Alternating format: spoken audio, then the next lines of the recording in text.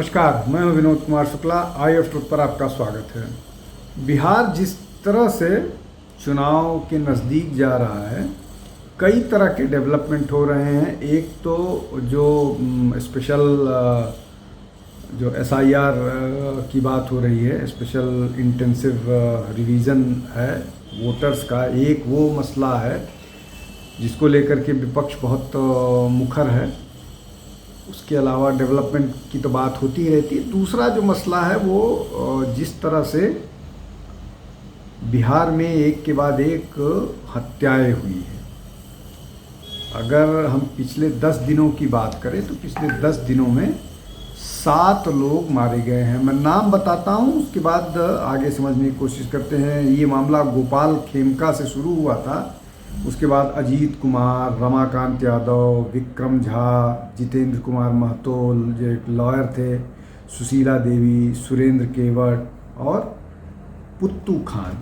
अब इसमें एक घटना वो भी है जिसमें एक यादव बच्चा, मतलब एक यादव यंग आदमी था जिसको जो मुहर्रम के जुलूस के दौरान मार दिया गया था।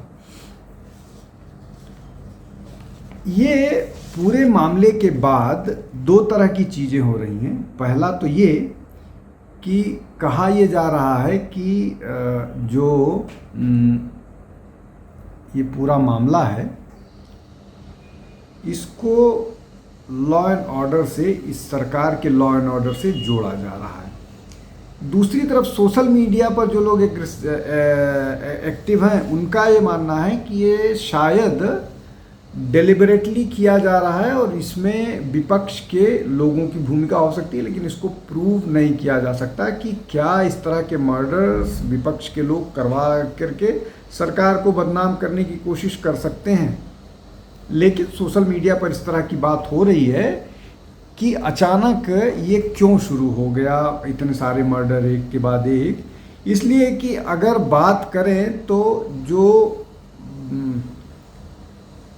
इसके पहले 1 साल पहले लगभग 2024 में जब जीतन राम मांझी, जब जीतन साहनी का जुलाई 2024 में मर्डर हुआ था, जो VIP पार्टी के मुखिया के पिताजी थे। अब उसके अलावा इस तरह की कोई घटना नहीं बड़ी हुई।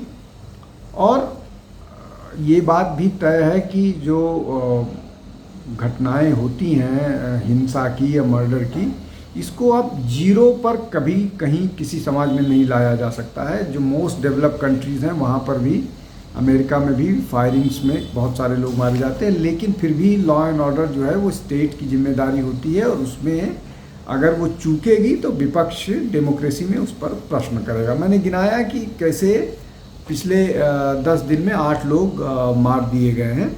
अब ये कंपैरिजन होना शुरू हो गया है कि लॉ एंड ऑर्डर के मामले में बुरी तरह से फेल हो गई है नीतीश कुमार की सरकार, और ये विशेष रूप से RJD और कांग्रेस की तरफ से आ रहा है। कांग्रेस के नेता राहुल गांधी, नेता जो प्रतिपक्ष हैं, वो बता रहे हैं कि किस तरह से जंगल राज बिहार में हो गया है। लालू प्रसाद यादव ने कहा है कि पिछले 20 साल में, अब उस 20 साल में क्या वो ये भी काउंट करते हैं जब उनकी पार्टी अलायंस में थी नीतीश के साथ, या उसको घटा करके जो 20 साल का नीतीश राज है उसमें लालू के हिसाब से 65,000 लोग मारे गए हैं। तेजस्वी ने इस संख्या को 60,000 बताया है। खैर उससे 5,000, 60,000, 65,000 से फर्क नहीं पड़ता है, लेकिन ये उनका दावा है। अब उसके कंपैरिजन में जो बिहार की जनता का सामान्य समझ है वो ये कि 1990 से 2005 के बीच में, जब तक लालू प्रसाद यादव का एक छत्र एक राज था, वो जंगल राज का प्राय बना हुआ था। और जिस तरह की घटनाएं होती थी कि IAS ऑफिसर, मैं विश्वास परिवार की बात कर रहा हूँ, किस तरह से उनकी पत्नी के साथ रेप हुआ था, जो आईएएस अधिकारी थे, उसके बाद उनको फोर्स एबॉर्शन कराना पड़ा था कई बार। ये स्टेरला मतलब उनको नसबंदी कराना पड़ा था। शिल्पी जैन और गौतम सिंह का मामला, वो उसको सुसाइड कहा जाता है। इस तरह की अनगिनत घटनाएं जिसमें गाड़ियों की लूट और मोबाइल फ़ोन और मर्डर और हफ्ता वसूली, अपहरण, ये पूरा एक व्यवसाय बना हुआ था लालू राज में, मतलब 1990 और 2005। ये वहाँ की जनता कहती है कि ऐसा है, और अब ये बताने की कोशिश की जा रही विशेष रूप से कांग्रेस और आरजेडी के द्वारा कि अभी की स्थिति उस समय से भी खराब है। लेकिन शंका तब होती है जब पिछले 3 साल की अगर आप बात करें तो ऐसी कोई बड़ी घटना नहीं होती है जो जिसमें मैंने जीतन साहनी की बात की, जुलाई 2024 की घटना है, उसको अगर छोड़ दिया जाए तो कोई इस तरह की बड़ी घटना नहीं होती है। लेकिन जैसे जैसे चुनाव नज़दीक आ रहा है वैसे वैसे एक के बाद एक घटनाएं, और ऐसा नहीं है कि वो किसी बिजनेसमैन को इस तरह से मारा जा रहा है, गोपाल खेमका जैसे। अब इसमें एक शॉप ओनर है जो विक्रम झा है, ये शॉप ओनर है, छोटे शॉप ओनर हैं, और इसमें किसान भी शामिल हैं जिनको मारा गया है। तो अगर ये इस तरह की बातों पर ध्यान दें तो जो बात सोशल मीडिया पर चल रही कि क्या ये किसी साजिश का हिस्सा है, और अगर साजिश का हिस्सा है तो सरकार को उस पर भी ध्यान देना चाहिए। लेकिन ये बात आने लगी है, जो लोग जंगल राज, जो तथाकथित जंगल राज था, उसके भुक्तभोगी हैं, उनका मानना है कि वैसी स्थिति फिर नहीं आनी चाहिए, नहीं आ सकती है। वो बहुत बुरा दौर था, गुजर गया। लेकिन अगर लालू प्रसाद यादव और तेजस्वी यादव की सरकार आती है तो वो राज वापस लौटेगा। कुछ लोगों का ये भी कहना है कि ये जो ये जो कंपैरिजन किया जा रहा है, ये कंपैरिजन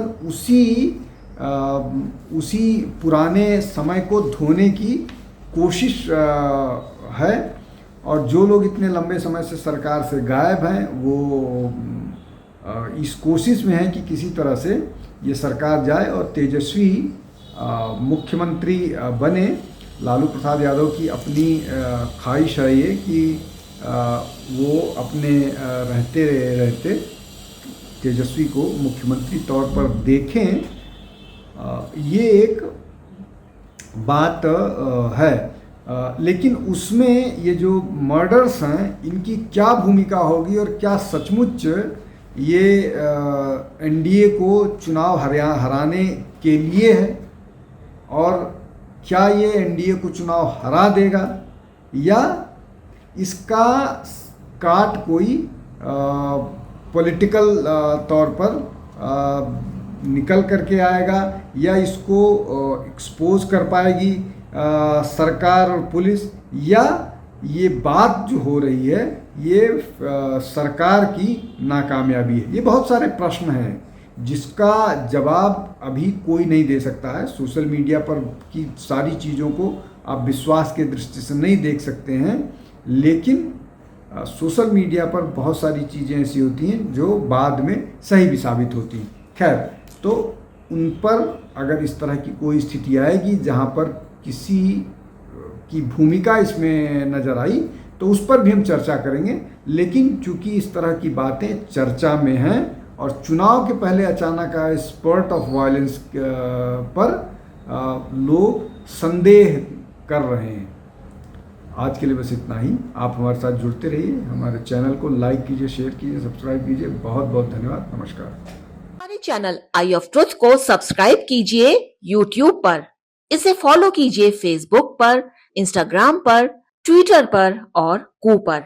हमारे चैनल के बारे में फीडबैक देने के लिए हमें मेल कीजिए ioftruth.6@gmail.com पर।